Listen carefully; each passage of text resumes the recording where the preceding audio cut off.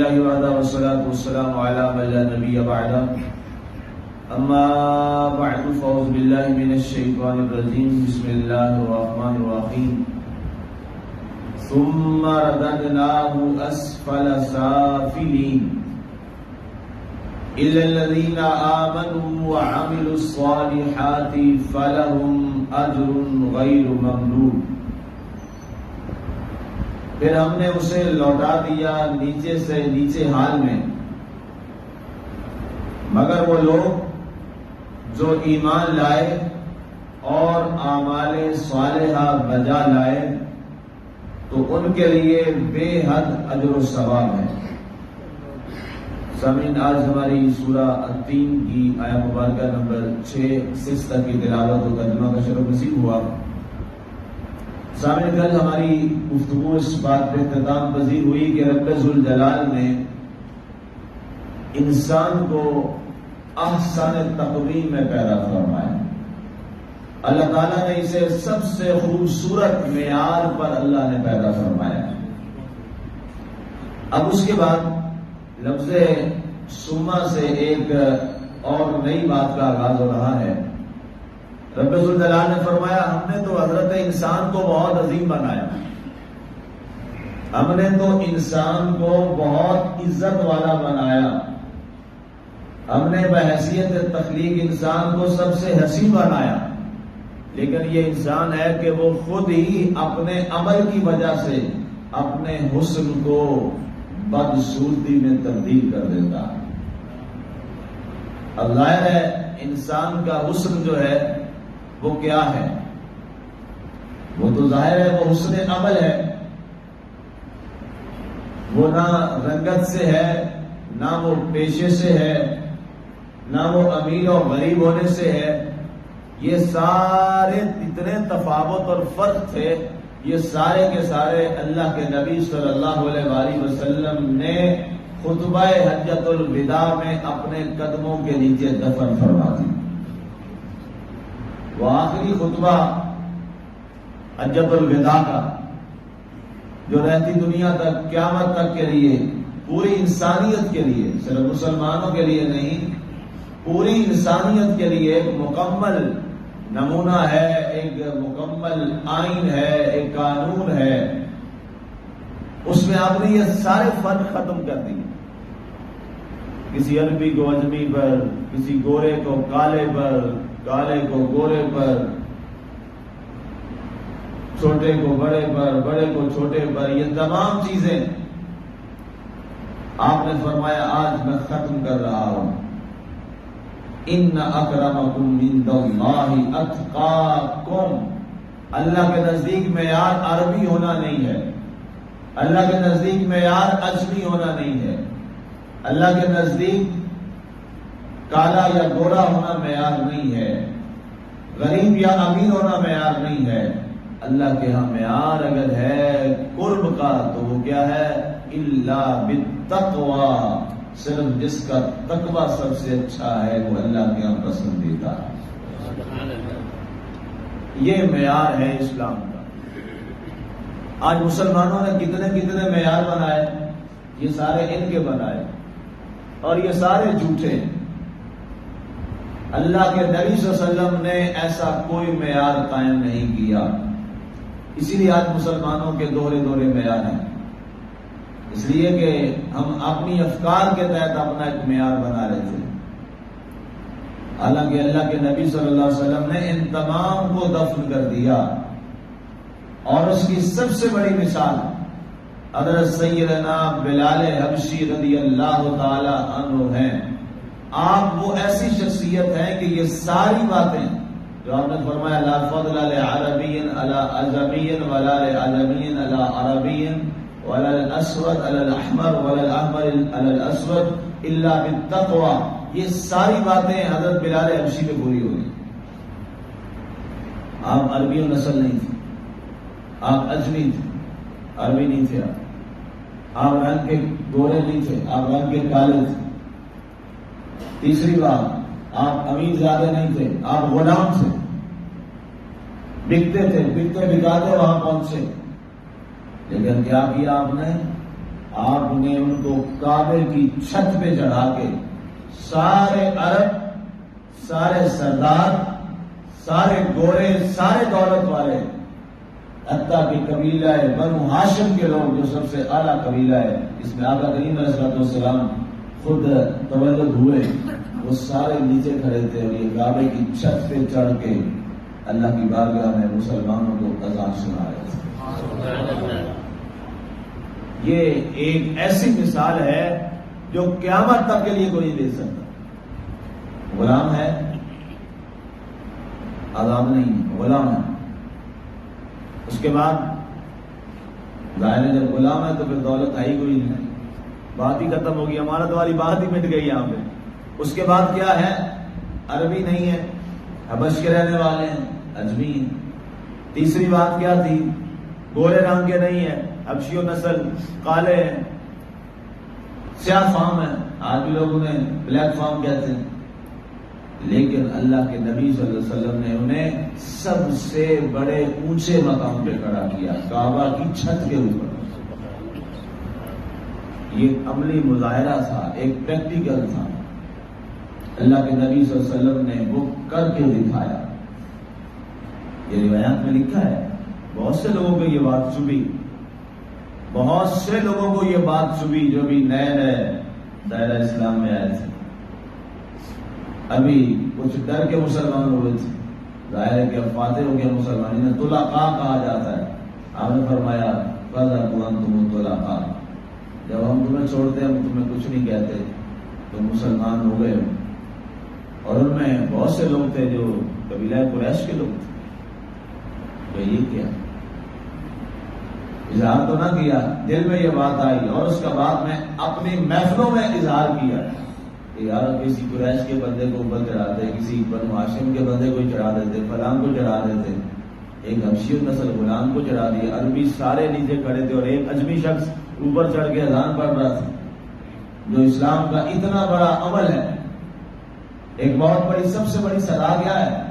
اذان ہے، لیکن آپ نے اس ساری چیزوں کو مٹا دیا۔ آج کیا مسلمان اس پہ عمل کر رہا ہے؟ نہیں کر رہا۔ ہمارے یہاں تو غریب کے ساتھ اور انداز سے ٹریٹمنٹ کیا جاتا ہے، ابھی جس کے پاس دولت ہو اس کے ساتھ اور انداز سے ٹریٹمنٹ کیا جاتا ہے، غریب سے تو سیدھے مجھ سے سلامی کو ملے، حالانکہ اللہ کے یہاں وہ پتہ نہیں کتنے بلند درجے پہ، جس کی دولت ہو اور ساری دولت اس کی سود کی ہو، حرام خوری کی ہو، اس کو پتہ نہیں کن کے القاب سے پکارا جاتا ہے، فلاں فلاں فلاں فلاں، پر اللہ کے یہاں بھی تو جواب دینا پڑے گا۔ اس لیے اپنا معیار وہی رکھیے جو معیار ہمارے رسول نے ہمیں عطا کیا، اسی میں مسلمان کی کامیابی ہے، وغیرہ یہی حالات ہیں جو رہیں اور پھر مزید بھی چلتے رہیں گے۔ اس لیے فرمایا ثم رددناہ اسفل سافلین، ہم نے اسے بہت حسین بنایا، وہ بھی تباہی کی طرف چلا گیا، پھر گھاٹے والے راستے پہ چل پڑا اور اپنے آپ کو نیچے سے نیچے والے تباہی والے حال میں لے گیا۔ اللہ نے پیدا کیا اپنے لیے، انسان کسی اور کے لیے، اپنے آپ کو سمجھا میں نے پیدا کیا، مجھے پیدا کیا۔ اللہ نے انسان کو کس لیے پیدا کیا؟ قرآن میں ہے نا جی، بار بار میں یہ جملہ دہراتا بھی ہوں، تفصیل کے جب آیا وہاں بھی تفصیل سے پڑھایا، 2-3 دن تک یہی بات چلتی رہی، وَمَا خَلَقْتُ الْجِنَّ وَالْإِنسَ إِلَّا لِيَعْبُدُونَ، ہم نے انسانوں اور جنوں کو اپنی عبادت و معرفت کے لیے پیدا کیا۔ تمام مفسرین نے لکھا ہے کہ یہاں یعبدون بمعنی یعرفون، اللہ فرمایا ہے ہم نے انسان کو اپنی معرفت کے لیے پیدا کیا ہے۔ ہم میں سے کتنے ہیں جو اس پہ ہر روز سوچتے ہیں کہ انسان تیرا مقصد تخلیق یہ ہے، اور پھر اس پہ عمل کرتے ہیں؟ پہلی بات تو یہ کہ ان لوگوں کی تعداد کتنی ہے جو ہر روز اس بات کو سوچتے ہیں اکیلے بیٹھ کر کے، یار میرا مقصد تخلیق کیا ہے، مجھے کیوں پیدا کیا؟ کتنے ہیں وہ لوگ؟ پھر اس کے بعد وہ کتنے لوگ ہیں یہ سوچنے کے بعد اس پہ عمل کرتے ہیں؟ ان کی تعداد بھی ہے. یہ آپ خود سوچ لیجیے. ہم بات تو بہت کر دیتے ہیں یہ مسائل مسلمانوں کا یہ حال. ہم کہتے ہیں کہ انگریز بڑے خوشحال ہیں, انگریز یہ ترقی کر گئے, انگریز یہ کر گئے, ان کے ملکوں میں جاؤ یار بڑا سکون ہے, ہر چیز کی بڑا سکون ہے. تو سوچنا چاہیے سکون تو یہاں ہونا چاہیے تھا, یہاں کیوں نہیں ہے؟ یہ سوال ہر مسلمان کو اپنے آپ سے یہ کرنا چاہیے. اس کے لیے ہاتھ کھڑے کروانے کی ضرورت کوئی نہیں ہے, یہ بیکار اور فضول ہے. ہاتھ ہم جھوٹے کھڑے کرتے ہیں سارے ایسے, تو ٹھیک ہے جی, ایک سیاسی کے لیے کر دیا, ایک مولوی صاحب کے لیے کر دیا. اپنے آپ کا تنہائی میں بیٹھ کے محاسبہ کریں ہم کہ ہم کہاں کھڑے ہیں. یہ لفظ سما جو ہے یہ اس پہ بہت لمبی بات ہے, اس نے جھنجھوڑا ہے انسان کو. سما والا لفظ ہے, سما رددناہ اسفل سافلین, یہ آیت جھنجھوڑتی ہے. اس سے پیوستہ آیت نمبر 4 جو اس سے پہلے ہے, کیا خوبصورت انعام ہے بھائی. لقد خلقنا الانسان فی احسن تقویم, اور پھر ساتھ ہی یہ فرما دیا ثم رددناہ اسفل سافلین. پھر یہ گڑھے میں چلا گیا. کون سا گڑھا؟ گھاٹے کا, رسوائی کا, بربادی کا, تباہی کا, اور اپنا سارا حسن و جمال خاک میں ملا دیا. کس وجہ سے خاک میں ملایا؟ اس وجہ سے ملایا کہ جس نے ہنسی بنایا تھا, چاہیے تو تھا کہ اس کے عطا کرتے ہوئے حسن کی حفاظت کرتا اور اس حسن کو باقی رکھتا. لیکن کیا کیا اس نے؟ تو نوازنے والے نے نوازنے کی انتہا کر دی, لیکن اس نے کیا یا کچھ. اس نے اس حسن کو باقی نہیں رکھا. کبھی جھوٹ سے اس حسن کو داغدار کرتا ہے, کبھی غیبت سے اس حسن کو داغدار کرتا ہے, کبھی چوری سے اس حسن کو داغدار کرتا ہے, کبھی بری نظر کے استعمال سے اس حسن کو داغدار کرتا ہے, کبھی برے افکار اور اپنی خلوتوں کو ناپاک کر کے اس حسن کو داغدار کرتا ہے, کبھی سود کھا کے اس حسن کو داغدار کرتا ہے, کبھی رشوت کھا کے اس حسن کو داغدار کرتا ہے, کبھی بد کلامی کر کے اس حسن کو داغدار کرتا ہے, کبھی مسلمان کے ساتھ ظلم و زیادتی کر کے اس حسن کو داغدار کر دیتا ہے. اللہ فرماتا ہے میں نے تو تجھے بڑا حسین بنایا تھا. حسین وہی ہوتا ہے نا جس کے کوئی عیب نہ ہو, وہ حسین ہوتا ہے, وہ حسین ہوتا ہے, وہ حسن والا ہوتا ہے, وہ خوبصورت پاک ہوتا ہے. لیکن اللہ فرماتا ہے میں نے تجھے ایسا ہی بنایا, اب تیری مرضی ہے اس کے اوپر جو داغ لگاتا ہے, یہ تیری اپنی, میری منشا تو یہ نہیں ہے. اور میں تو تجھے ایسا نہیں چاہتا, میں تو تجھے نیٹ اینڈ کلین ہی دیکھنا چاہتا جیسا میں نے تجھے عظیم صاف ستھرا بنایا. دیکھیں اللہ تعالیٰ نے, ہم چھوٹے بچے ہوتے ہیں نابالغ ہوتے ہیں, ہم کیا کہتے ہیں؟ یہ معصوم بچے, ایسے کہتے ہیں معصوم بچے. معصوم کسے کہتے ہیں؟ معصوم سے کہتے ہیں جس پر کوئی گناہ نہ آیا ہو. نبی کیا ہوتے ہیں؟ معصوم. ایسے کہتے ہیں نبی کیا ہوتے ہیں؟ معصوم. کیوں معصوم ہوتے ہیں؟ کہ وہ گناہوں سے پاک ہوتے ہیں. بچہ اس حد تک گناہ کی حیثیت سے ہم کیا بولتے ہیں؟ یہ معصوم بچہ ہے. کیوں؟ یہ گناہوں سے پاک ہے, صاف ستھرا ہے. لقد خلقنا الانسان فی احسن تقویم. اللہ فرماتا میں نے تجھے دنیا پہ معصوم ہی بھیجا تھا. تو غور کیا کریں چیزوں پہ. قرآن جو ہمیں بار بار کہتا ہے فلا تعقلون, تمہیں عقل نہیں ہے, شعور نہیں ہے. افلا تفکرون, تم فکر نہیں کرتے ہو, تم غور و خوض نہیں کرتے ہو. اس پہ توجہ کریں, اس پہ غور کریں کہ اس مالک نے ہم یہاں جتنے بیٹھے ہیں ہم میں سے ہر ایک کو اس نے معصوم ہی بھیجا ہے. پاک صاف کر کے دنیا میں بھیجا ہے. آج جتنے داغ لگائے ہیں ہم نے لگائے. ایسے ہی ہے نا, اس میں کوئی اختلاف ہے تو بتائیں, کھڑے ہو کے پوچھے, میں آپ کو مطمئن کروں, میرا فرض ہے, آپ کا حق ہے سوال کروں. اس نے ہمیں پاک صاف ہی کر کے بھیجا دنیا. داغ سارے ہم نے خود لگائے. ثم رددناه اسفل سافلین. اے افسوس اے انسان، پھر تو اپنے آپ کو نیچے سے نیچے والے تباہی والے گڑھے میں ڈالتا چلا گیا. میں پھر بچتا تو ہوں اس گڑھے سے، کیسے نکلتا اس گڑھے سے؟ الی الذین آمنوا، ہاں مگر جو ایمان کامل کے ساتھ کوشش کی اس نے اپنے اس گناہوں کو دھونے کی. وعملوا الصالحات، اچھے عمل ہمارے صالحہ کو اپنا اوڑھنا بچھونا بنایا. اللہ نے فرمایا ہاں ٹھیک ہے، اب میں بھی تیری اس کوشش کو پسند کر رہا ہوں اور ساتھ میں بھی کرم کرتا ہوں، میں بھی تجھے گناہوں سے پاک کر دیتا ہوں، تجھے پاک کر دیتا ہوں، تجھے صاف کر دیتا ہوں، تجھے باطن کا حسن عطا فرماتا ہوں.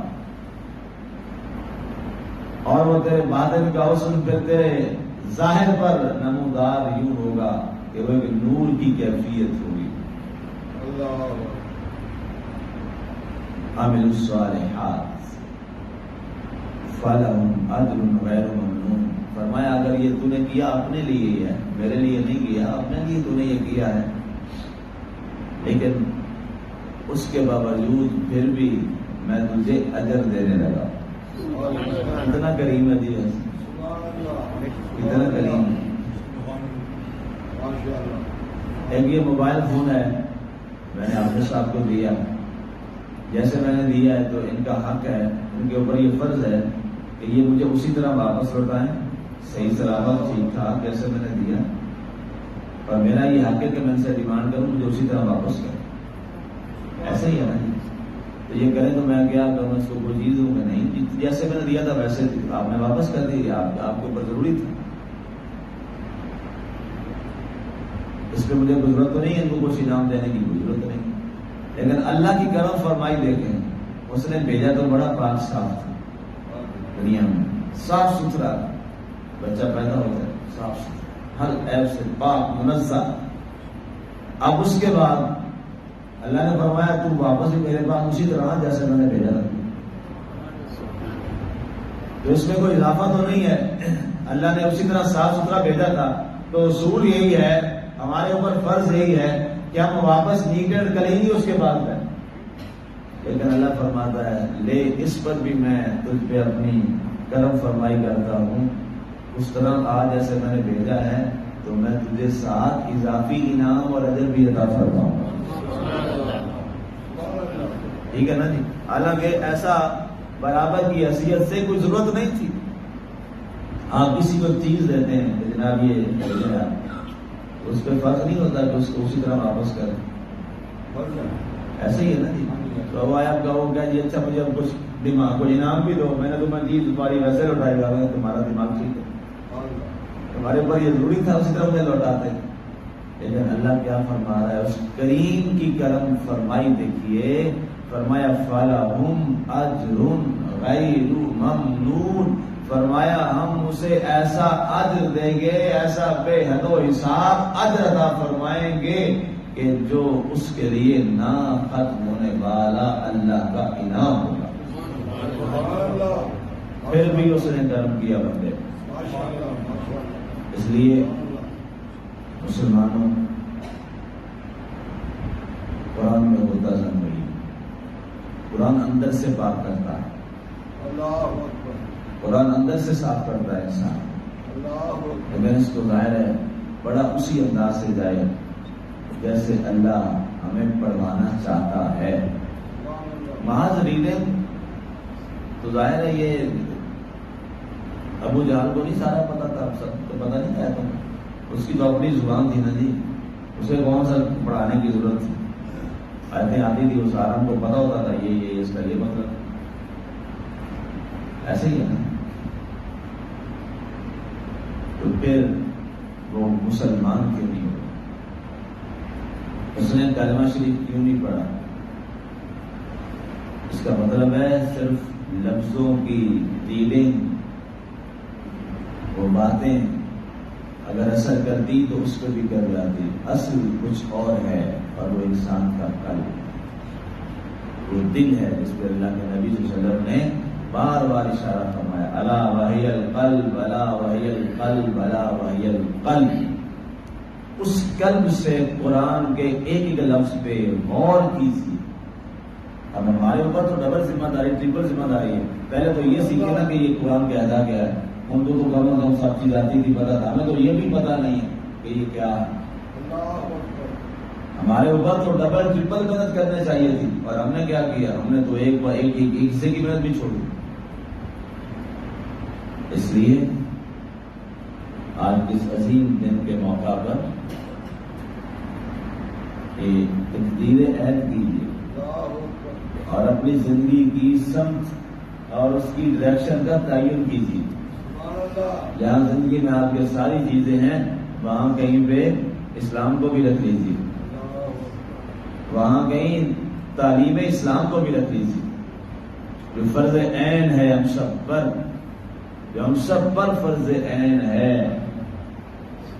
سچی بات یہ ہے، میں ذمہ داری سے کہہ رہا ہوں، دین کی تعلیم پہ کوئی توجہ نہیں ہے، کوئی توجہ نہیں ہے، کوئی پتہ نہیں دین کا۔ یہ سچی بات ہے کہ آپ مطمئن ہیں سارے یہاں جتنے بیٹھے کہ ہم دین کی تعلیم پہ اپنے بچوں پہ پورا کام کر رہے ہیں۔